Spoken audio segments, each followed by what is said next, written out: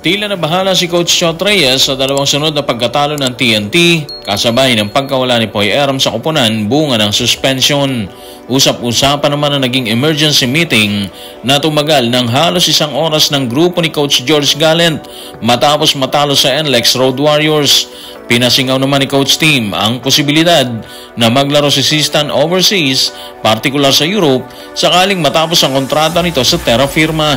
Tutukan po natin ang lahat ng yan, pero bago yan, pakisubscribe, like and share na lang muna para pareho tayong updated. Matapos ang dalawang bakbakan, nananatiling walang panalo ang TNT Tropang Giga ni Coach Chot Reyes. Sa unang laban ay yumukod ang grupo sa Hong Kong Eastern, habang sa pangalawa ay yumukod naman sila sa Northport, kung saan naging sentro ng usapan ang pagkawala ni Poy Aram. Narito ang kanyang pahayag. Tutukan natin si Coach Chot sa report ni Jerry Ramos sa Spain. Basically, wala yung mga starters namin na sina Jason Kelly at Poy.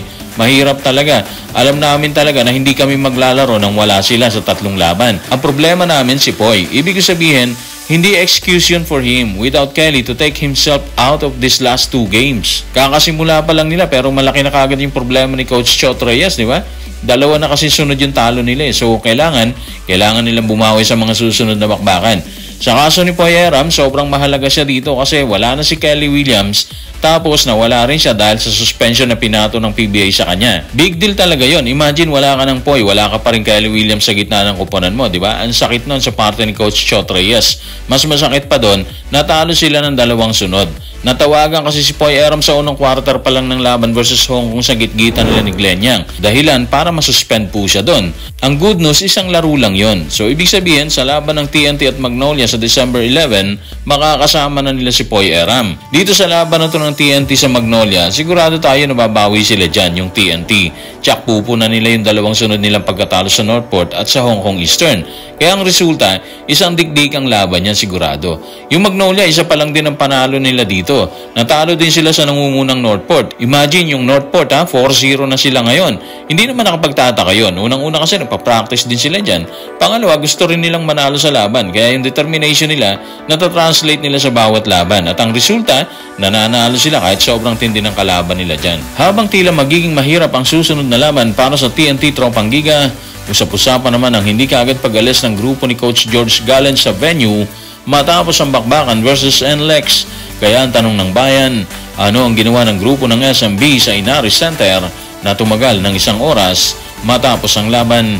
Tutukan natin ang report ni Jerry Ramos sa Spain. Ang buong San Miguel Beer coaching staff ay nanatili para sa isang post-game meeting dahil sa matinding pagkatalo sa koponan ng NLEX ngayong gabi sa Inaris Center. Si Coach George Gallant at ang kanyang mga deputy na binubuo ni Ato Agustin, Peter Martin, Boise Samar, B-Boy Rabanes at Dayong Mendoza kasama ang consultant na si Leo Austria, isang oras matapos ang laro kung saan matagal na rin nakaalis ang mga player at staff ng nasabing koponan.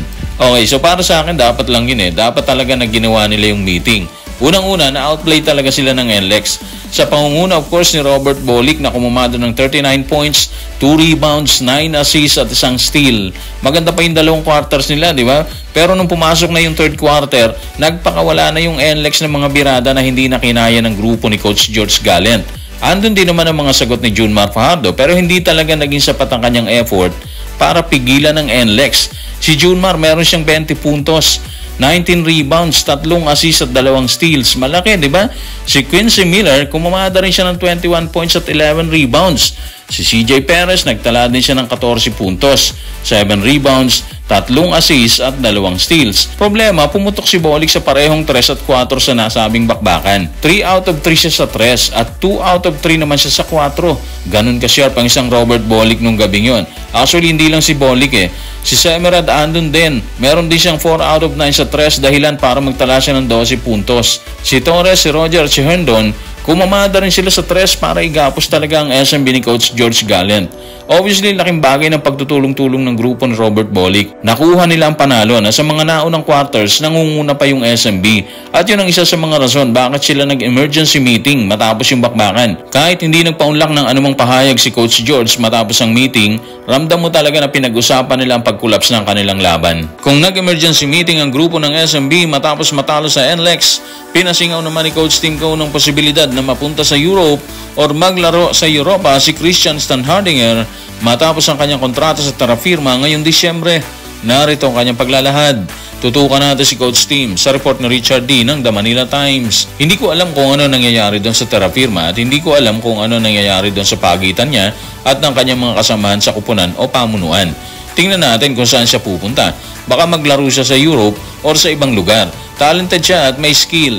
Nararapat lang na makapaglaro siya kahit saan. Well, sa ngayon, wala pa rin tayong naririnig tungkol sa issue ng Terra Firma at kay Sistan. Hindi pa natin alam kung ano ang gagawin ng team bago mag-end ang contract ni Sistan sa kanila, di ba? Advice kasi ni Willie Marcial mag-offer ang Terra Firma para mapanatili nila ang rights dito kay Sistan.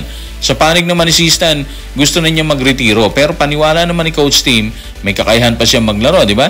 Okay, sabihin na natin na wala na siyang problema o obligasyon dito sa PBA matapos ang kanyang kontrata sa Terra Firma.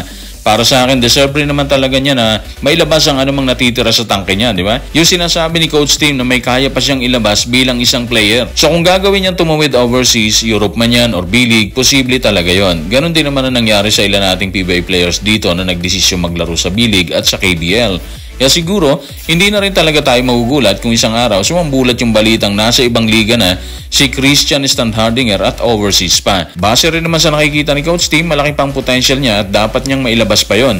Parang sinasabi kasi niya na hindi pa tapos ang karera niya matapos ang stint sa Ginebra Terra Firma. Sa ngayon, bit-bit po ni Christian Standhardinger ang average na 16.33 points at 8.6 rebounds sa kanyang naging stint po dito. Per game po yan dito sa Terra Firma nung nagdaang Governor's Cup. So guys, maraming salamat.